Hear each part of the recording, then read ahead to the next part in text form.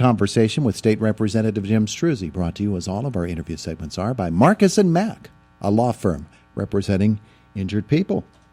Morning. Good morning, Todd. How are you? I'm doing well, thanks. Wonderful, wonderful. Well, we've got all kinds of things we can talk about today. But, Absolutely. Let's start about what's been going on in Harrisburg. You and Senator Pittman have been really busy guys lately. Well, it sure has. I brought a sheet.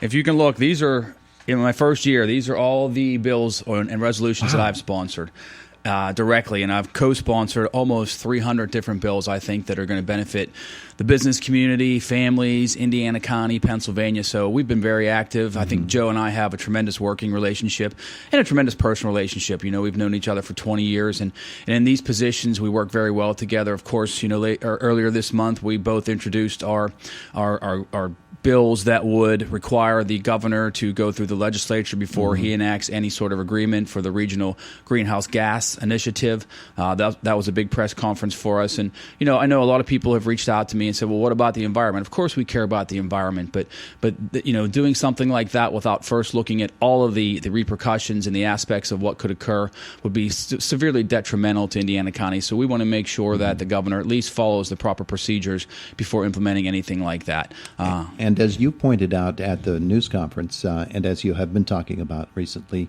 Pennsylvania already is under the federally mandated emissions limits. Right, yeah. They're already doing what they need to do. And so you have to ask yourself, well, what's the motivation behind that? And those are some of the questions that we're asking. But we're receiving tremendous support. I know a lot of organizations are backing both of our bills. We've got, I have nearly 60 co-sponsors on my bill, and it's a bipartisan support because, you know, the legislature has a role in this, and we want to make sure that the governor adheres to that. And across Western Pennsylvania, a lot of people have reached out and said, you know, thanks for protecting our jobs and our families, because, as you know, coal is such a huge component of our economy here locally and across the region. And, you know, we want to make sure we protect those jobs and keep those family-sustaining economic development opportunities here. Yeah, the number of attacks on the coal industry and on the power plants here have been enough that their health is not the best anyway. Well, and if you look at the bigger picture, every time someone starts talking about a new tax or a new restriction or a new something like this, these industries, you know, they're global industries. They're going to take their capital investment and go somewhere else. We've already heard that through the severance tax, you know, that's been brought up year after year, that these gas companies want to invest in Pennsylvania. These energy companies want to invest in Pennsylvania. And every time we threaten something like this, you know, they're shaking their heads and they're holding back. And they're saying, you know, why would we want to put tens of millions of dollars into Pennsylvania when they're going to turn around and tax us even further? So your bill goes to committee next? It should be in the Environmental Committee in the House here moving forward.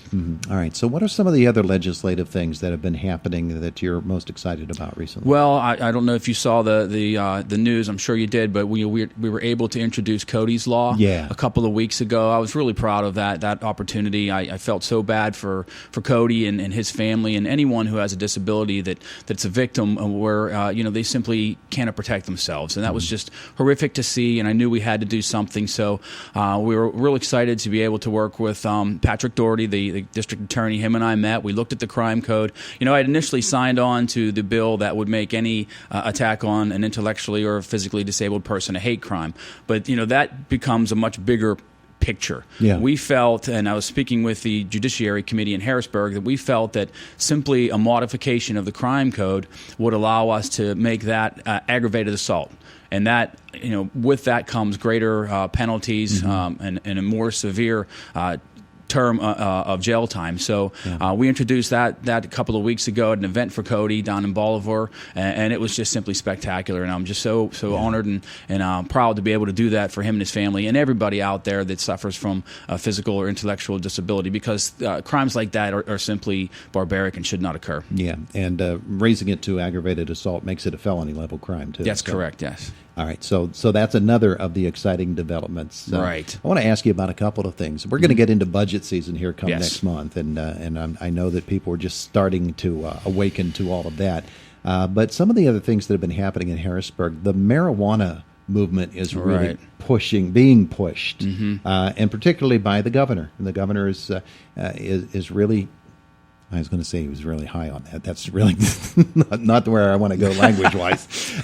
Maybe. But one of the things about it is that everybody involved in that argument seems to be talking about the economics of it and not considering the other ramifications of legalized recreational marijuana.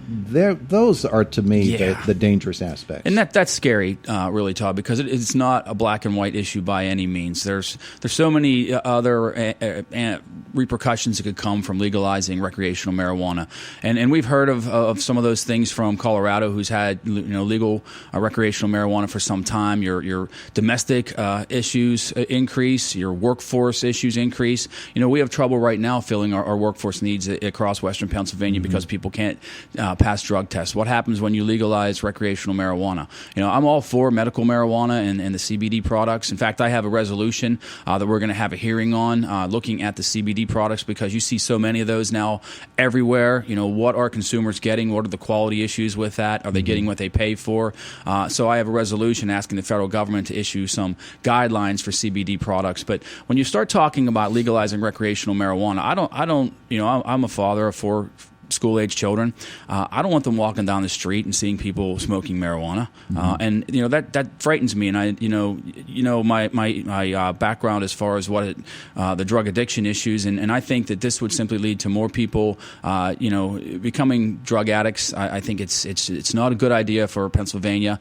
I understand people want to have the freedom to do what they want, and I think we should expand medical marijuana to treat more of those types of issues if people have medical needs. But I don't think it's a good thing. I don't think economically it's going to cost the state more money in law enforcement, more money in crashes and DUIs, more domestic issues, as I said. I don't think it's a good idea. Yeah, especially there's really no field test that an officer can give for marijuana like there is for alcohol. Not right now. And you make a great point about employment. Right. And developing a workforce. It's difficult enough now for employers to get people who will pass the drug test and be able to work for them. Yeah, it certainly is. Make it recreational marijuana, and where are they going to find their workers? And it changes the whole scope of drug testing in the workplace. It's going to be a disaster. I really think, as far as workforce development, as far as filling the jobs that we have that need filled right now. There's so many things, so many repercussions that can come from this that I don't think people are thinking of. There's going to be an increased cost to Pennsylvania taxpayers, and the amount of revenue that they think is going to come in, I don't think that's, as I said, purely black and white, because the revenue, you may get some revenue, but the costs that come with that are going to offset that significantly. He's State Representative Jim Struzzi with us this morning. Okay, so you look ahead to the next several weeks or even into next year if you'd like to do that. Yes. Whether it's here in Indiana County or it's in Harrisburg, what are the things that you're really looking at? Well, I'm really hoping that we can address the property tax issue. We've had some very real discussions in Harrisburg, and those discussions continue, trying to put something together that will pass through both houses and that the governor can sign. I know that formerly Representative Ryan took House Bill 13 off the shelf. I think he had so many negative comments related to taxing retirement income that he officially took that off the shelf during a press conference a few weeks ago in Harrisburg. Mm-hmm. But there's still 76 out there, and there's still a number of other bills that are bits and pieces of the property tax puzzle, and I hope that we can move something forward in the next session to address property taxes. Okay, so that's a big one. That is a big one, yes. Yeah, that's huge. What else? Well, there's a number of bills that we passed through the House that the Senate has right now. I'd like to see the firefighter bills move forward. It's so vitally important that we do as much as we can to help our emergency service providers, and that includes Citizens Ambulance. I met with Citizens a week or two ago. They have some very real issues that they're facing, and we need to do everything we can to help them.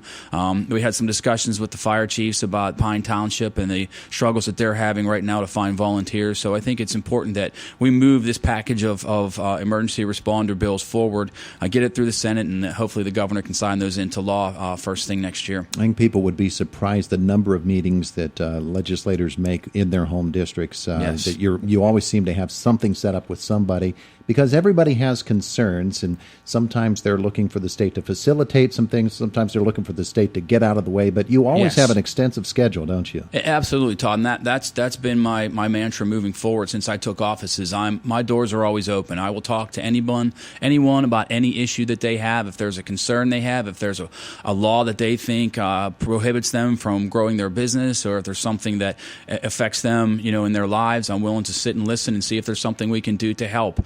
I met recently with Sarah Ross from Children and Youth, and we'd like to take a look at that bigger picture. I'm discussing some of that with the chair of the House Committee on Children and Youth to see if there's something we can do, because there's a lot of issues out there domestically, and I think we need to do everything we can to protect the innocent, and that's our children. And unfortunately, you hear a lot of tragic stories that occur because sometimes they don't have the resources, or there's the policies in place aren't meeting the current needs. And again, that's sort of been my approach is, if you have an issue, come and talk to me and we'll see what we can do. And you'd be surprised some of the stuff that we get into, but I'm willing to take on any challenge. Yeah, well, very good. You have something scheduled here for the rest of this week? Well, I'm excited that Trees for Troops is on Saturday. Yeah. Encouraging everybody to come out and support our military. I think it's so important that we give them the best Christmas that we can, them and their families. So I'm happy to be a sponsor of Trees for Troops. I know that my staff will be out there working all day, so that's something that's real exciting. And then we're not in Harrisburg next week, but we're back the week before Christmas, so we'll hopefully move a few more bills, get them out of the House and get them moving to the Senate so we can get some laws passed that help Pennsylvania. There you go. Thank you, sir. Thank you, Todd, and happy holidays to everybody. You too. State Representative Jim Struzzi with us this morning on Indiana in the Morning.